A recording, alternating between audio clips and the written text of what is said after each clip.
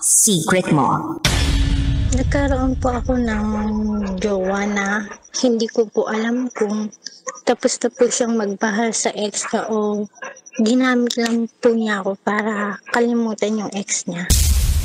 Nabalitaan ko na lang po na nagkaroon po siya ng girl tapos nagkaanak po sila. Hindi ko po malalaman na may kinachat siyang ibang babae ko, hindi po nag-chat sa akin yung girl. Sinabi ko po natanggap ko naman kung may anak ka. Basta hiwalay na kayo ng ex mo. Ex-wife po niya.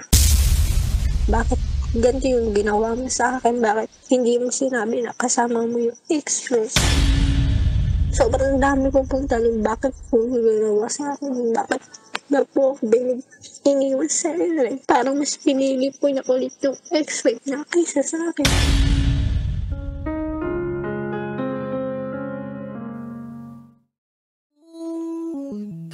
Wow, ganda ng boses mo dun Galing kasi akong Mars.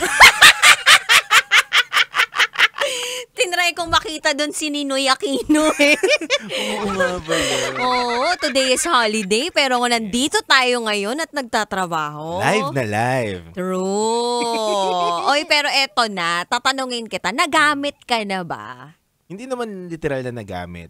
Pero katulad lang din ng color natin kagabi, hindi ako na-appreciate yung mga ginagawa kong kabutihan, pagmamahal. Pero hindi ko siya masasabing nagamit Kasi kusa akong binigay lahat ng mga gusto nila.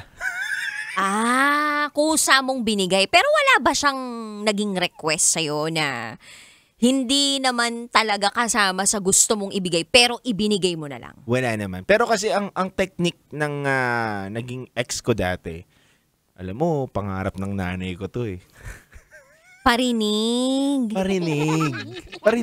May mga ganun na linyahan niya. Pangarap ng nanay ko to Alam mo, next time kapag nagkaroon na tayo, bili tayo ng ganito. Ganon. Siyempre, So ngayon ikaw, parang, gusto niya pala to. Yun! Subconsciously, naiisip mo na gusto niya to. Tapos since mahal mo siya, gusto mo siyang i-impress. So gusto mong maging masaya siya. Gusto ko siyang maging masaya. Yan. Na in a way na, simple lang pala yung gusto niya. Simple lang pero pa second floor ng bahay. Yung mga dulo na yun Dulo na pala mga yun. dulo na yun. Yung parang, ang dali na pala nitong pigain. Komportable na ako. Oy, pero sa kabisyo nating nakikinig ngayon na feeling niya, ginamit siya ng taong minahal niya ng todo. Isipin mo na lang siguro na lahat ng binigay mo, pakonsuelo mo na lang sa kanya. Kumbaga, regalo mo na lang yan. Kumbaga, nag-community service ka. Nag-community service ka sa mga nangangailangan. Ganun. Alam mo, dati, ang sama-sama ng loob ko, like parang naisip ko, bakit ko ba binigay itong mga bagay na to? Ini-request niya yun O kumbaga parang alam ko naman na kahit papano, hindi yun talaga kusang loob ko. Pero dahil ni-request niya, tapos naisip ko, sige regalo ko na lang, binigay ko. Okay. So, ngayon, ang nangyari sa akin, syempre nagiwalay, tapos nasaktan niya ako, nagkamali siya. Parang naisip ko, oh my gosh, ba't ko binigay yun? Dapat kong kuhain yun. Pero, naisip ko na lang, dapat pala maging kind na lang tayo dun sa mas mga nangangailangan.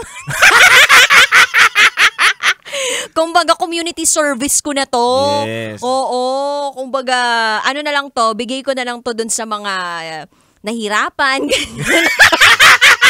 Can't afford. Mga ganon. Isipin mo na lang, ikaw yung nakakaluwag talaga, di ba? Oo. Tsaka kaya ko naman. Ganon. Naman na at least hindi kotse na ibigay ko. Totoo. Motor lang. At helmet. Charot to with darot. But anyway, kabisyo yan. Isipin mo na lang, nakatulong ka. And at least, naging masaya ka naman kahit papano sa taong yun. Yes. Yan. And never regret the things and the people that made you happy. At yun ang gamitin mo para makapag-move forward at laging makinig ng radyo para makamove on ka na ng tuluyan. Totoo yan. Love Radio ang iyong pakinggan. Alas 9 ng gabi hanggang hating gabi. Makakapiling mo ang Basta Princess DJ Rakitera. At titindig sa mga pinaglalaban ninyo, DJ Titangelo. At ngayong gabi, samahan nyo kami sa isa na namang panibagong pagsisiwalat ng sikreto ng ating kabisyo. Ito na po ang patikim ng DJ Rocky's Secret Files with Jello.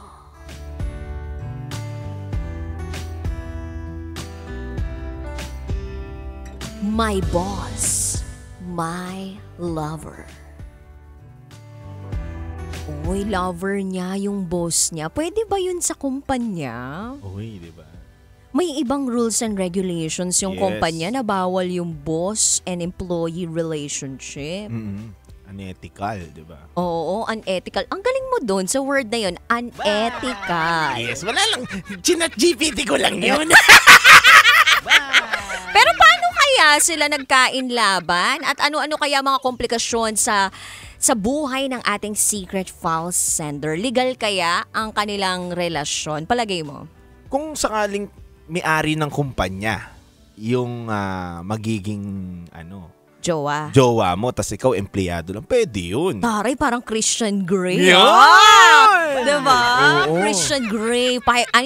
Ano yung title nun? 50 Shades of Grey. Diba? Kabisado Tali mo ako! Parang nakakuha ka ng mga moves mo doon, Di ko na maalala. Ako nga 500 Days of Summer yung naisip ko. Ikaw 50 Shades of Grey. Ganun tayo, mi daddy.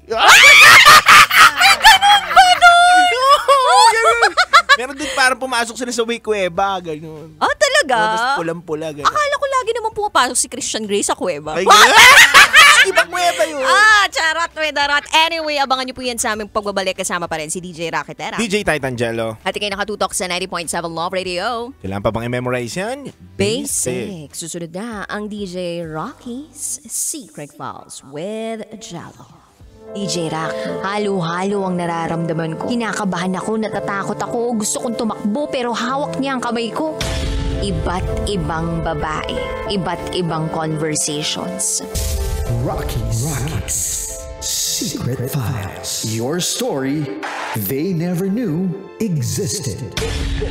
Tinuruan niya ako kung paano maging isang mahusay na kabit. Yung puso ko parang sinasaksak sa sobrang sakit. Rocky's Secret Files. Rocky's Secret Files. With Titangelo. Rocky's Secret Files. Rocky's Secret Files. Metro's number